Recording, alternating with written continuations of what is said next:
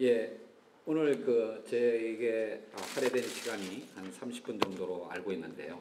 시간에 맞춰서 지난 1년 동안 공정거래위원회가 해왔던 일에 대해서 그리고 앞으로 할 일에 대해서 설명 말씀을 드리도록 하겠습니다.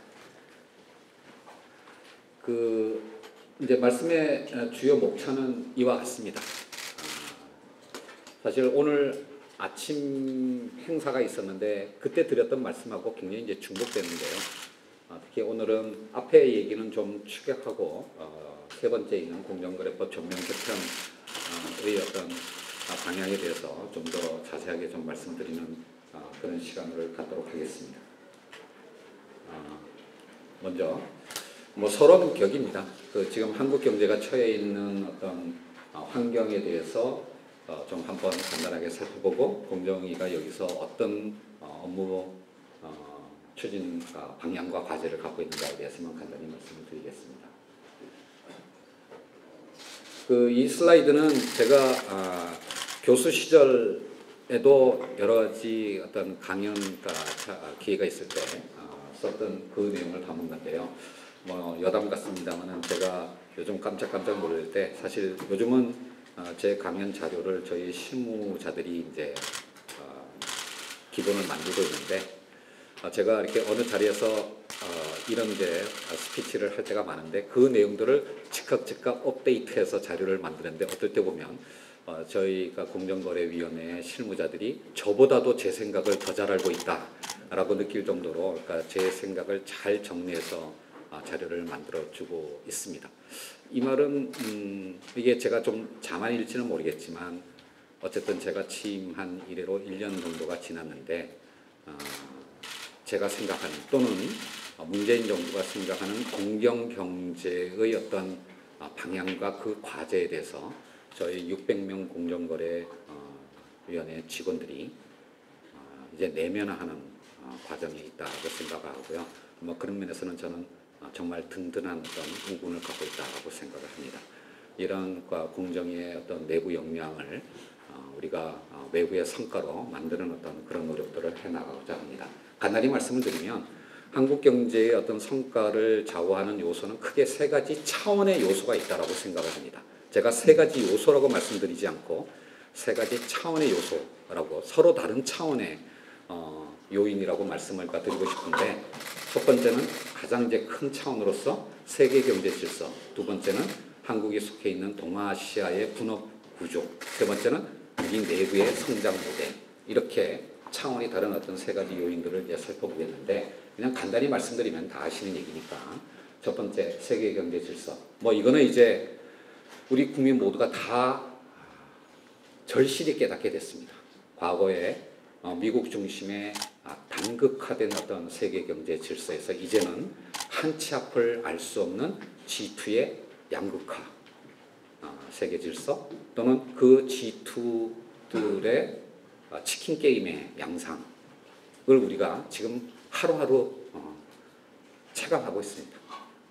이 미국과 중국 사이의 무역 전쟁이 우리들한테 어떤 악영향을 미치고 있는가라고 하는 것은 어제 오늘에서도 계속 느끼고 있는 건데요.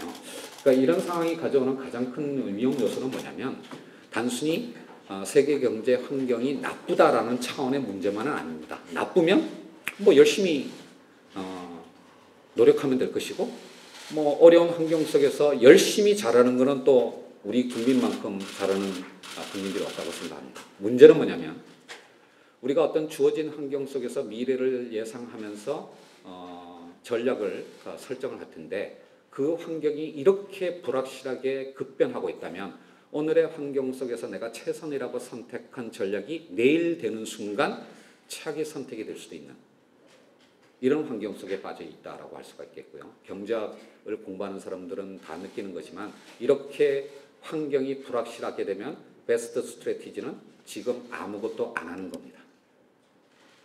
바로 그런 어떤 경제 활력의 어떤 침체라고 하는 것이 나타나고 있는 것이 아닌가라고 우려하는 이런 것들이 세계 경제 질서 차원에서 나타나는 요소고요.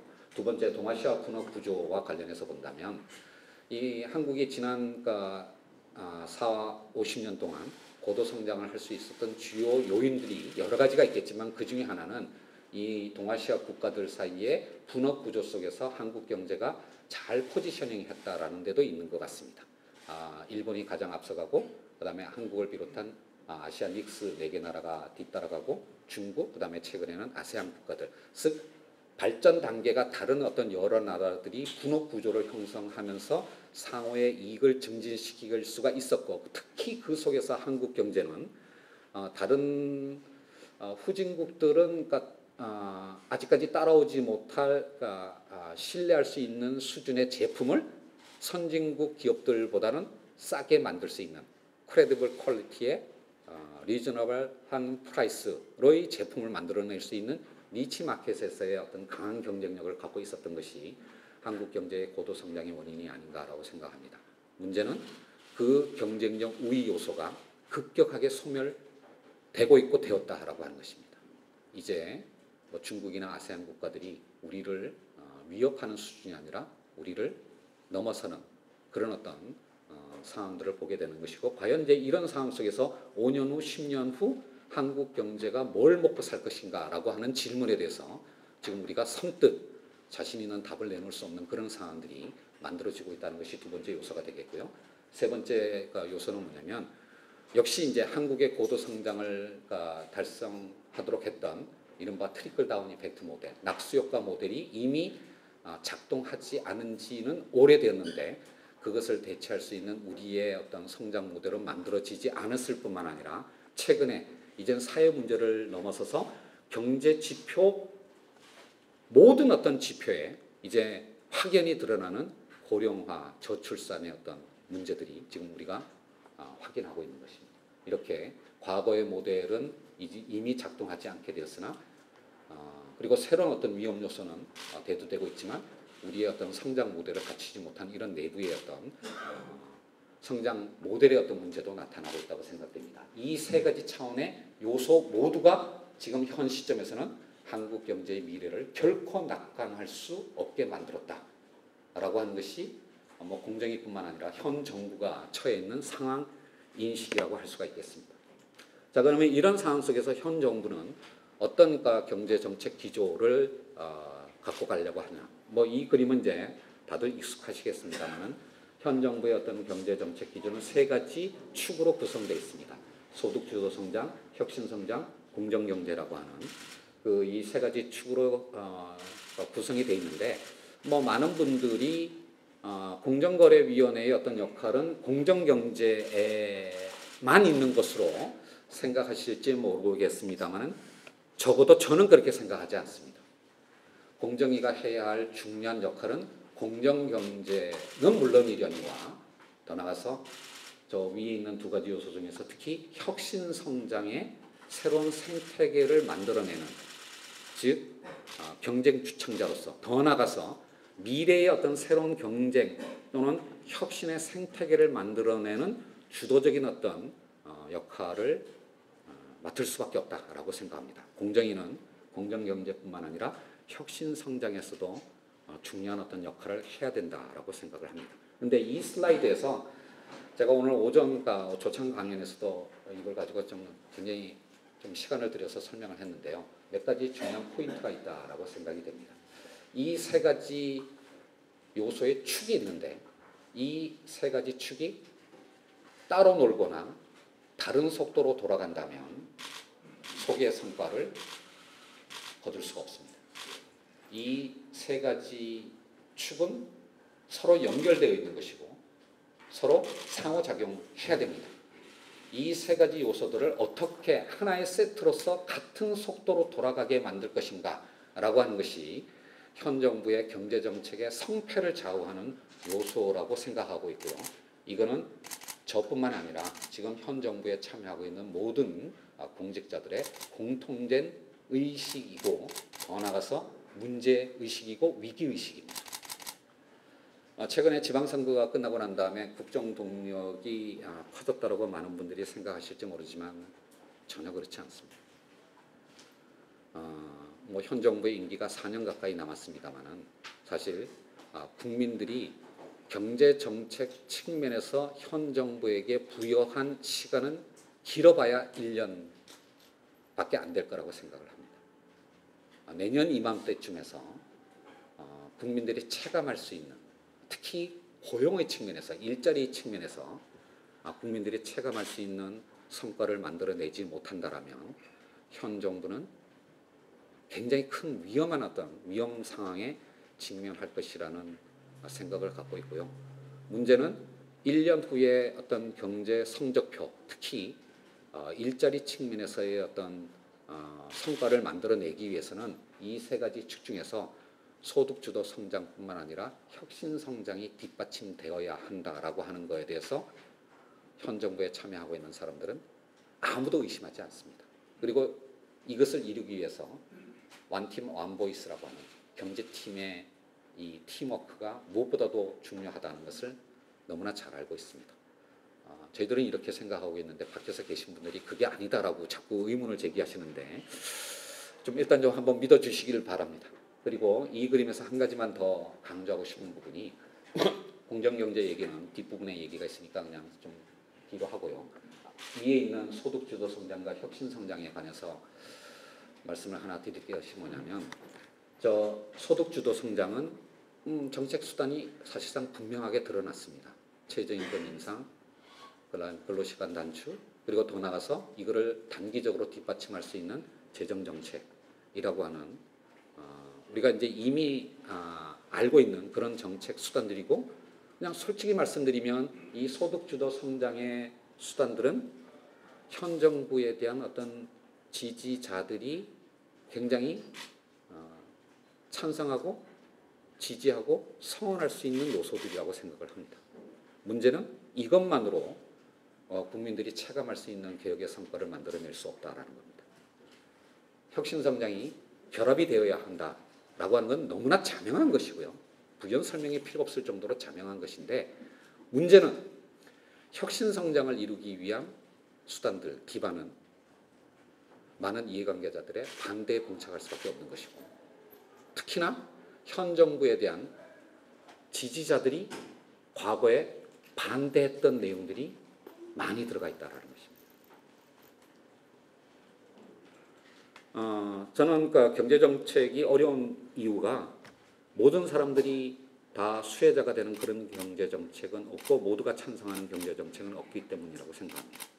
누구는 어떤 계층은 찬성하고 어떤 계층은 반대하는 그런 어떤 정책들을 어떻게 결합할 것인가라고 하는 게 경제정책의 가장 어려운 부분이라고 생각이 되는데요. 소득주도 성장은 지지자들로부터 성원을 받을 수 있는 부분인 반면 저 혁신성장은 특히 혁신성장을 위한 규제 개혁은 현 정부의 지지자들로부터 비판받을 수 있는 요소를 많이 담고 있는 부분이라는 겁니다. 이 허들을 어떻게 극복해 나갈 것인가에 저는 향후 1년간의 경제 성적표가 달려있다고 생각하고 그리고 현 정부의 성패가 여기에 달려있다고 생각을 합니다. 제가 여러 번 이 표현을 썼는데요. 현 정부는 촛불혁명을 통해서 탄생했습니다. 따라서 국민 한 분 한 분의 목소리를 경청하는 것이 현 정부의 책무입니다. 그렇지만 그것만으로 성공할 수는 없습니다. 국민들이 요청하는 모든 것을 정책으로 다 담을 수가 없기 때문입니다. 정책 자원은 제한되어 있기 때문입니다. 그렇다면 지지자들이 반대할 수도 있는 그런 어떤 정책을 어떻게 우선순위 속에 배치하고 그리고 그거를 일관되게 집행할 것인가에 따라서 경제정책의 성패가 달려있다고 생각하고요. 바로 저 혁신성장의 성공 여부가 관건이라고 저는 생각을 하고 있습니다. 가장 대표적인 예가 서비스산업발전기본법 또는 빅데이터, 핀테크 등등과 관련된 여러 가지 개혁 입법들이 지금 국회에 상정이 되어 있는데 문제는 현 정부의 지지자들 또는 지금의 여당이 과거에 반대했던 법안들입니다.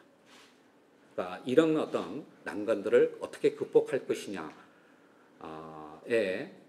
하여튼 모든 것이 많은 것이 달려있다고 생각하고 제가 너무 오만한 표현인지는 모르겠습니다만은 경쟁당국의 책임을 지고 있는 제가 저 과제의 상당 부분을 감당해야 된다고 저 스스로 그렇게 생각하고 있습니다. 왜냐하면 바로 저 혁신 성장을 위한 혁신적 생태계의 구축, 미래의 다이내믹 이피션시를 확보하기 위한 한국 경제의 새로운 어떤 질서를 만들어내는 게 바로 공정위의 본연의 역할이기 때문입니다.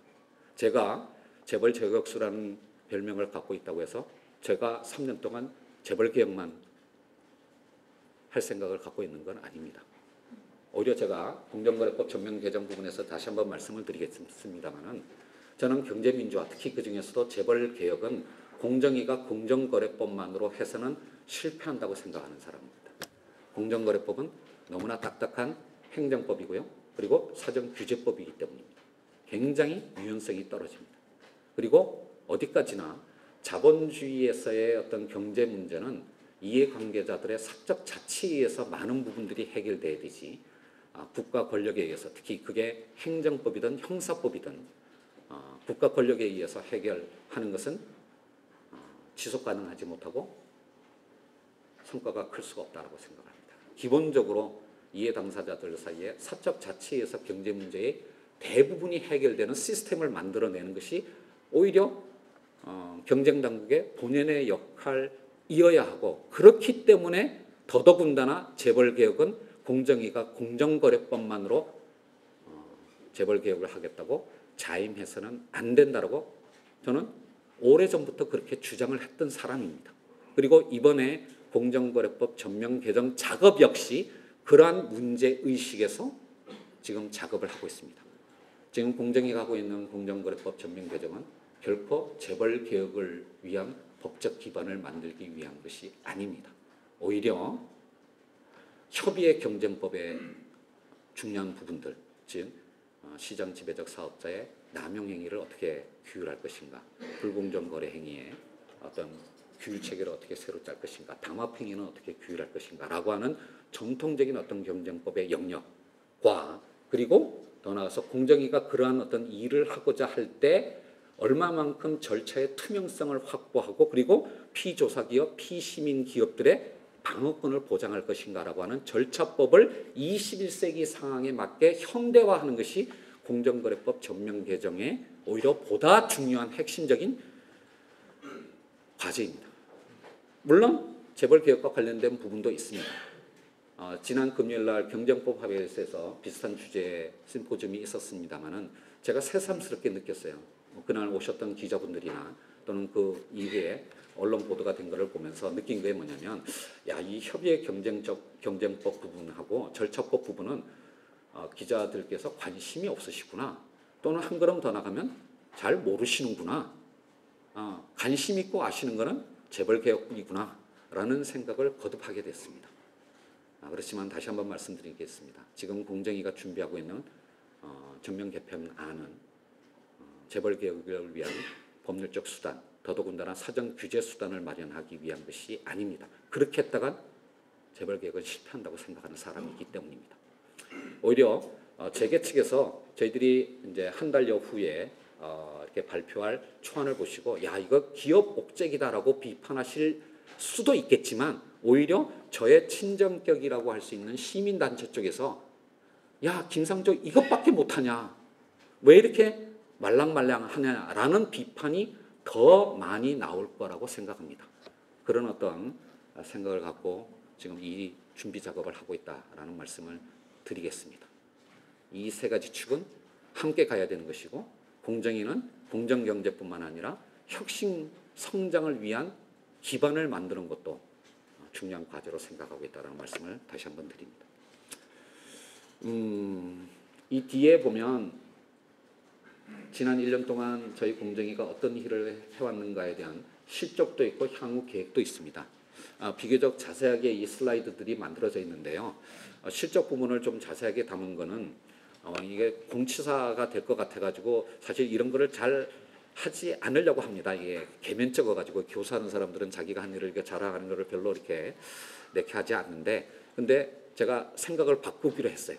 한 일을 적극적으로 선전하려고 합니다. 왜냐하면 홍보되지 않는, 현장에서 인지되지 않는 정책은 없는 거나 마찬가지이기 때문입니다. 그래서 적극적으로 저희 공정위가 지난 1년 동안 준비해왔던 특히 하도급법이나 가맹, 유통, 대리점 등의 이 가불관계 영역에서의 법제도 개선들의 내용이 어떤 것이고 그게 어떻게 시행될 것인가에 대해서 앞으로 좀 더 적극적으로 홍보할 필요성을 느끼기 때문에 여기에다 좀 자세한 내용을 담았습니다. 특히 뭐 제가 다시 한번 말씀드릴 시간이 있을지는 잘 모르겠습니다만은 작년 말부터 올 초까지 저희 공정위가 이 하도급법과 관련해서 거의 국정과제급의 여러 차례 개정을 했습니다. 법 개정을 했고요. 그 시행에 필요한 시행령과 여러 가지 고시 개정 작업들을 순차적으로 진행해서 거의 마무리했습니다. 그리고 이 제도들이 7월 17일에 시행됩니다. 이제 한 달 남았습니다. 이 하도급법의 개정 내용 속에 이런 것들이 있습니다. 전속거래 금지, 전속거래 강요 금지, 그 다음에 경영정보, 기술자료 요구 금지, 그리고 최저임금 등의 공급 원가가 상승했을 때 하도급 대금의 인상을 요청할 수 있는 권리, 이런 내용들이 이번 하도급법 개정에 들어가 있고 저희들이 시행을 위한 준비를 마무리했습니다. 7월 17일부터 시행됩니다. 한 달 동안 저희들이 정말 이 정책 홍보에 최선의 노력을 다해서 공정위 갖고 있는 채널은 굉장히 제한되어 있기 때문에 중기부나 중기중앙회의 어떤 홍보 채널 등을 통해서 이것이 현장에 잘 인지될 수 있도록 그리고 효과를 낼 수 있도록 그렇게 노력을 할 생각입니다. 나머지 부분에 대해서는 간단하게 말씀드리겠는데 첫 번째 역시 많이 논란이 되니까 재벌 개혁과 관련된 부분만 말씀을 드리면 제가 지난주에 취임 1년이 되면서 기자 간담회를 하면서 여러 가지 말씀을 드렸는데 딱 한 가지만 보도되더라고요. 일감 몰아주기. 저는 경제학자입니다. 이 자본주의 경제 체제를 구축하는데 사적 재산권을 보호하고 사적 자치의 원리를 존중해야 된다는 것, 이걸 제 신념으로 갖고 있는 경제학자입니다. 동시에 그 위에 공정 경쟁의 기반이 마련되어야 된다고 생각을 합니다. 제가 일감 몰아주기에 대해서 갖고 있는 이 생각이 사적 재산권을 부인하는 것도 아니고 사적 자치의 원리를 부인하는 것도 아닙니다. 다만 우리 사회에서 한국 경제에서 일감 몰아주기가 바로 공정 경쟁을 훼손함으로써 우리 사회의 많은 중소기업과 소상공인들의 경제 활동의 생태계 자체를 없애버리기 때문입니다. 이런 상황에서는 생존권이 보장될 뿐만 아니라 근본적으로 그 중소기업과 소상공인 영역에서 우리 국민들의 대다수가 활동하고 있는 그 중소기업과 소상공인의 영역에서 새로운 혁신이 출현할 수 있는 기반들을 붕괴시키기 때문입니다. 그래서 제가 저에게 네 임기 3년 동안 가장 하고 싶은 일 한 가지만 꼽아라 라고 한다면 저는 우리 사회에서 더 이상 일감 몰아주기라는 말이 더 이상 나오지 않도록 만드는 것이라고 답을 하겠습니다. 그리고 제 임기가 마무리될 쯤에서는 일감 몰아주기가 아니라 일감 나눠주기, 일감 개방이 우리 사회의 거래 관행으로 자리 잡도록 만드는 것이 제 가장 강한 희망사항입니다. 이때 이런 말씀을 드렸어요. 몇 가지 업종을 예시로 들면서 비주력 비상장 계열사들이 많은데 각 그룹에서 이런 계열사들을 왜 해야 되는지를 좀 설명을 해주시고 특히 이런 계열사들의 주식을 왜 대주주 일가가 보유해야 되는지를 좀 설명을 해주십시오. 그게 시장과 사회에 납득될 수 있다라면 당연히 하셔야 됩니다. 그런데 잘 납득이 안 된다면 다른 방안을 좀 고민해 주십시오. 이런 취지로 말씀을 드렸는데 제가 분명히 비주력 비상장 계열사라고 말씀을 드렸는데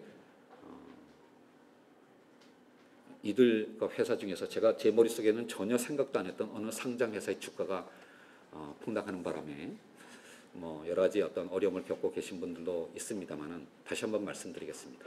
제가 기본적으로 문제 삼은 대상은 그 그룹의 주력 사업도 아니고 더구나 비상장인 상태에서 대주주 일가가 다수의 지분을 보유하면서 계열사들의 일감 몰아주기로 부당한 이익을 얻고 그리고 그걸 통해서 관련 분야의 경쟁을 제한하고 공정거래를 해치는 그런 부분에 대한 문제의식을 갖고 있는 것입니다.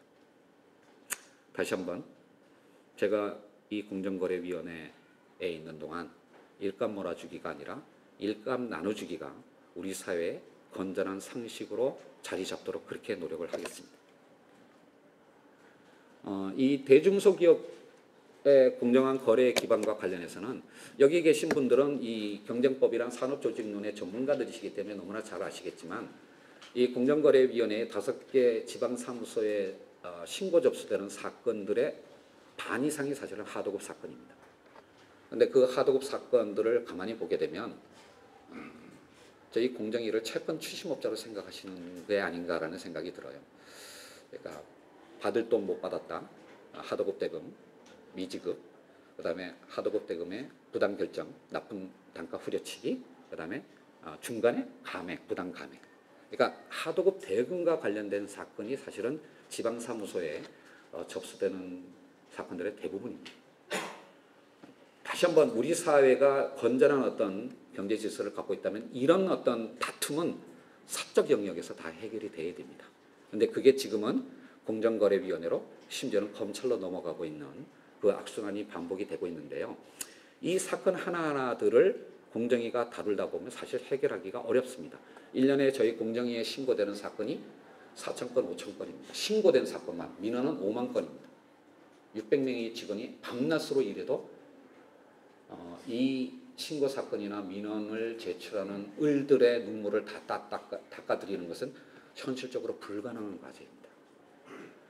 참 안타까울 때가 많아요.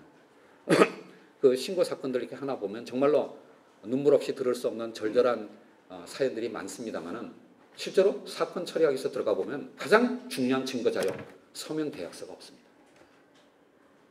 그러니까 계약서 없이 구두발주로 거래가 이루어지고 특히 기술 자료 같은 경우에 그런 것들이 많습니다. 증거 자료가 없으면 저희들이 어떻게 사건 처리를 하겠습니까?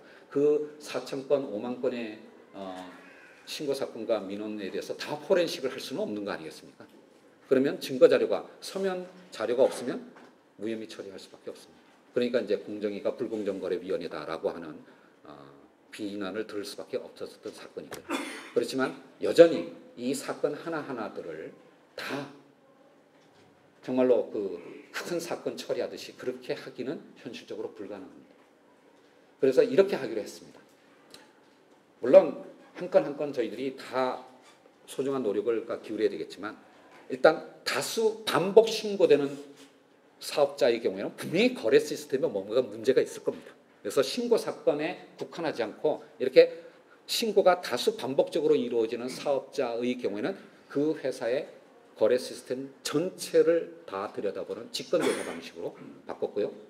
제가 지난주에도 얘기했습니다. 이미 38개 사업자의 사건들은 다 본부로 이관했습니다. 한 건 한 건 시간이 걸리겠지만 처리해가면서 그것을 통해서 시장에게 명확한 시그널을 드리고자 합니다. 그리고 이거를 위해서 기업가들에게 당부할 것이 있습니다. 기본적으로 서면 없는 거래는 가장 심각한 위법행위다라고 하는 인식을 갖춰주시고 기업 내의 거래 시스템을 구축하고 그리고 만약에 이에 따르지 않는 임직원들이 있다면 내부적으로 엄격하게 징계하는 시스템을 구축해 주시기를 부탁을 드리겠습니다. 서면에 기초한 거래만이 이런 불공정 문제를 해결할 수 있는 단초가 될 거라고 생각을 합니다. 그 혁신 경쟁에 대해서도 좀 말씀을 드리면 저희들이 그러니까 이 분야에 관해서 아무 일도 안 했던 게 아닙니다. 저는 정말로 이제는 그러니까 M&A가 이제는 그러니까 문어발식 확장으로 주홍 글씨가 씌워져야 할 그런 활동이라고 생각지 않습니다. 오히려 현재 한국 기업들의 어떤 새로운 도약을 위해서는 외부에서 그 성장 동력을 받아들이는 M&A가 가장 중요한 통로가 되어야 된다고 믿는 사람입니다. 따라서 M&A는 활성화되어야 할 경제활동입니다. 그런데 이거에 대해서 주저하는 요인들이 굉장히 많아요. 가장 대표적으로 공정위가 과거에 한 달에 한 번씩 각 그룹의 계열사를 다 카운트해서 그거를 보도자료 내고 매번 신문에서는 문어발식 확장 이렇게 또 기사를 쓰는 이것이 반복되어 왔습니다. 그래서 그렇게 안 하기로 이미 했습니다. 여러분들 원래부터 공정위가 각 그룹의 계열사 숫자를 카운트하지 않습니다. 이 보도자료 안 냅니다. 즉 M&A는 규제되어야 할 대상이 아니라 활성화되어야 할 활동이라고 생각하기 때문입니다. 또 작년에 해프닝 같은 일이 하나 있었습니다. 네이버가 휴맥스의 변대규 사장님을 임원으로 이렇게 이사로 모셨는데 그 결과 지금 그 당시 시행령에 따라서 휴맥스의 20여 개 회사가 전부 다 네이버의 계열사가 되는 황당한 일이 벌어졌습니다. 말이 안 되는 것이죠.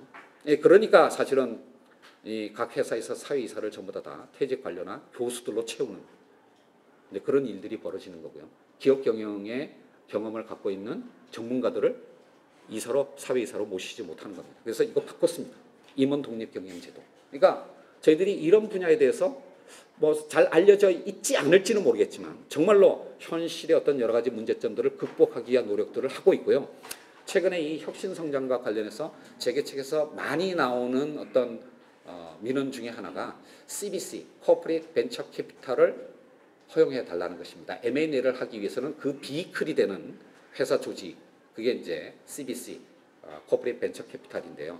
그거를 할 수 있게 허용해 달라는 요청들이 많았습니다. 왜냐하면 이게 안 되는 이유가 이 CBC는 금융회사입니다. 따라서 지금 현행 공정거래법에 따르면 일반 지주회사의 경우 금산분리 규제에 따라서 금융회사인 CBC를 자회사로 가지지 못하기 때문입니다. 그래서 이거를 허용해 달라는 거예요. 근데 이런 식의 요청들이 많아요. 계열사임에도 불구하고 계열사가 아닌 걸로 봐달라든지 금융회사임에도 불구하고 금융회사가 아닌 걸로 봐달라. 이렇게 되면 공정위가 일하기 참 어렵습니다. 만약에 그런 어떤 민원을 한 건만 들어준다면 이제 공정위가 과거로 되돌아갔다라는 비난이 쇄도하면서 다른 보다 중요한 작업들을 못할 수도 있습니다. 그런데 중요한 게 있어요. 이미 현행 공정거래법에 벤처 지주회사라는 제도가 도입되어 있습니다. 말 그대로 벤처 지주회사는 벤처 기업을 자회사로 하는 지주회사입니다. 근데 현행 공정거래법에 이미 벤처 지주회사는 금융회사가 아닌 걸로 정의해뒀습니다. 따라서 일반 지주회사가 벤처 지주회사를 통해서 M&A를 하신다면 금산분리 규제는 적용되지 않습니다. 이미. 그리고 이 벤처 지주회사는 일반 지주회사의 경우는 상장자회사는 20%, 비상장자회사는 40% 이상의 지분을 가져야 되는데요. 이 벤처 지주회사는 상장, 비상장 구분 없이 그냥 20% 이상만 가지면 됩니다. 이미 일반 지주회사에 비해서 규제가 많이 완화되어 있습니다. 저희 실무자들이 최근 이것과 관련해서 벤처기업협회 등과 많은 어떤 논의를 거쳤어요. 개선 방안을 찾기 위해서. 근데 저희들이 깜짝 놀란 거는 현행법에 이미 벤처 지주회사라는 제도가 들어와 있다는 걸 아시는 분들이 거의 없어요. 역시 홍보가 실패했다라고 반성하고 있습니다.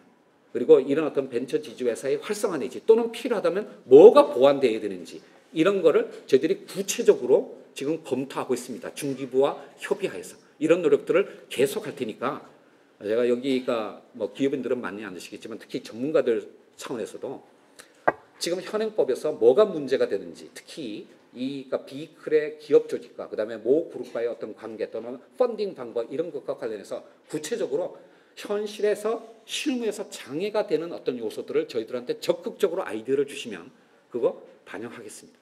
약속드리겠습니다. 다만 계열사인데 계열사가 아닌 걸로 봐달라.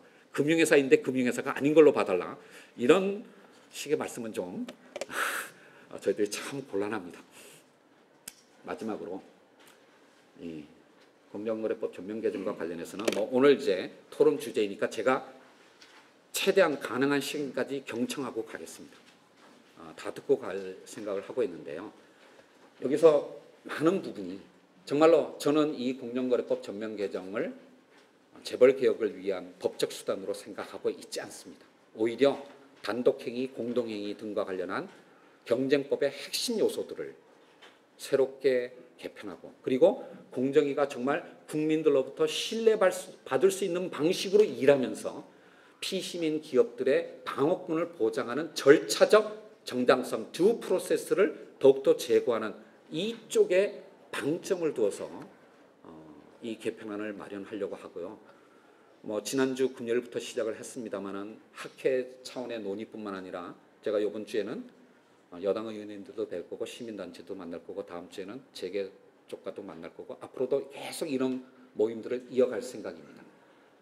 저희들이 7월 말쯤에 드래프트를 발표할 생각인데 그때까지는 물론이려니와 드래프트를 발표하고 다시 의견 수렴하고 그 다음에 이제 8월 중순쯤에 정부의 공식적인 입법 절차에 들어가 이후에도 뭐 사실 국회 심의는 한 11월 말 12월쯤 돼야지 될 것 같으니까요. 그때까지 전문가들께서 특히 전문가들께서 개별적으로나 또는 학회 차원의 TF를 구성하셔서라도 전문적인 의견을 저희들한테 주시기 바랍니다. 그러면 저희들 적극적으로 반영하겠습니다. 그래서 지금으로부터 38년 전에 만들어졌던 산업화 시대에 만들어졌던 어떤 의미에서는 낡고 누더기가 된 우리의 현행 공정거래법을 21세기 환경에 걸맞는 4차 산업혁명에 제대로 대응할 수 있는 법적 인프라로서의 경쟁법을 제대로 만들고 싶고요. 이를 위해서는 여러분들의 적극적인 관심과 지원이 필요하다는 말씀으로 마치겠습니다. 감사합니다.